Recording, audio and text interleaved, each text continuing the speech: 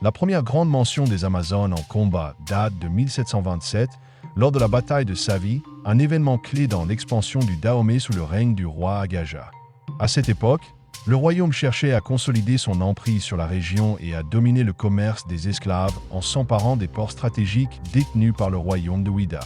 Savi, la capitale fortifiée de Ouida, résistait aux assauts dahoméens, mais le roi Agaja introduisit une innovation audacieuse.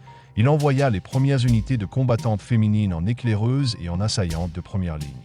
Dans la nuit, les minots infiltrèrent les fortifications, escaladèrent les murs et ouvrirent la voie à l'infanterie principale. Grâce à leur audace et à leur discipline, les portes de Savi tombèrent et le Dahomey annexa Ouida, consolidant son contrôle sur la côte. Cette victoire marqua le début du rôle central des Amazones dans les futures guerres d'expansion du royaume. Pendant des décennies, le Dahomey était sous la domination de l'Empire Oigreco, une puissance militaire et commerciale qui exigeait un tribut annuel en esclaves et en richesses. Cette soumission pesait sur le royaume, et sous le règne du roi Gezo, une révolte éclata pour mettre fin à cette oppression. Les Amazones furent mobilisés pour cette guerre décisive.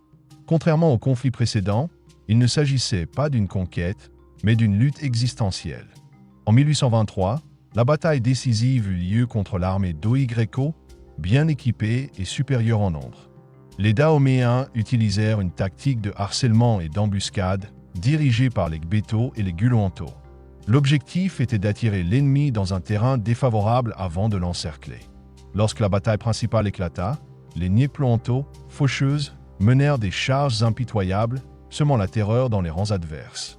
La victoire fut écrasante. Le Dahomey brisa le joug d'Oigreco et cessa de payer le tribut.